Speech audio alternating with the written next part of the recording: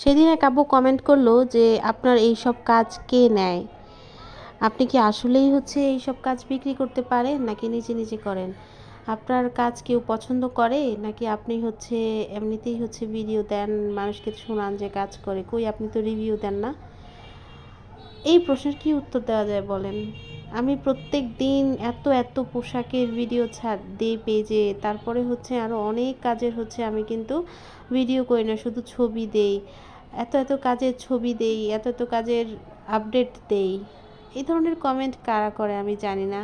মানে ডিমোটিভেট করার জন্য মানুষজন যে কতভাবে করতে পারে সেটা আসলে আমি এই ফেসবুকে না আসলে বুঝতাম না। এই যে কাজটা যে অর্ডার করেছিলেন, উনি একজন আপু, উনি তুরস্ক থেকে আমাদের পেজকে ফলো করেন অনেক দিন ধরে। উনি দেশে এসেছেন, দেশে এসে ওনার যমজ 2টা বাচ্চার জন্য 2টা জামা অর্ডার করেন। ওনার নিজের জন্য একটা শাড়ি অর্ডার করেন, ওনার হাজব্যান্ডের জন্য একটা পাঞ্জাবি অর্ডার করেন। যাক, আলহামদুলিল্লাহ, আপু এই কাজটা নেওয়ার পর অনেক পছন্দ করেছে এবং পরবর্তীতে আরও 4টা শাড়ি আমাদের পেজ থেকে নেন এবং আরও প্রায় 6টা পাঞ্জাবি আমাদের পেজ থেকে নেন। এই যে নেন, এগুলো কিন্তু আমি আলহামদুলিল্লাহ পেজে আপডেট খুব একটা যে দেই এরকম না, কারণ বিজনেস করতে গেলে সেল হবে এটা একেবারে স্বাভাবিক একটা বিষয়। এটা এত আপডেট দেওয়ারও দরকার হয় না, কারণ আমার পেজে সেল হবে এটা আপনারা তো পেজ দেখলেই বোঝা যায়।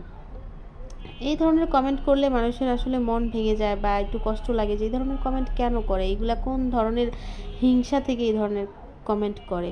কারণ সবার কাজ এক হবে না, সবার দাম এক হবে না, স্বাভাবিক। আপনি যখন একটা পেইন্টিং আপনি 2000 টাকা রাখবেন, তখন আপনার পেইন্টিংটা 2000 টাকার মানে সমমূল্য হলেই কিন্তু মানুষজন কিনবে। আপনি একটা পেইন্টিং যখন 900 টাকা দিয়ে বিক্রি করবেন, আপনার পেইন্টিংটা 900 টাকা দামের হলেই মানুষ কিনবে। সেই ক্ষেত্রে আপনি সেইভাবে জাজ করতে হবে।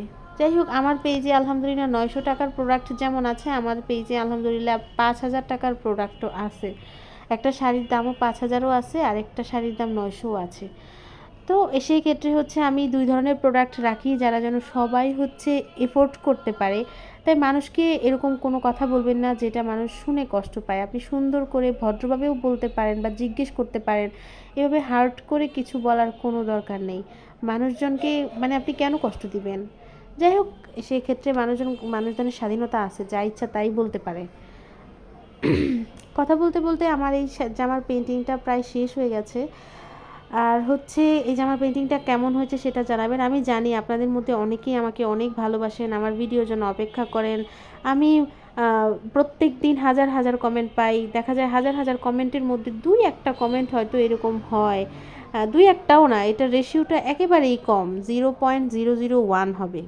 যাক, সেসব আমি মনে রাখি না, সেই সব আমি ছেড়ে দেই। যে যাই হোক, যে যেটা ভাবে সেটা বলুক। আমার এভাবে এগিয়ে যেতে হবে। এই পেইন্টিংগুলো কেমন হলো জানাবেন। সবাই ভালো থাকবেন। আসসালামু আলাইকুম।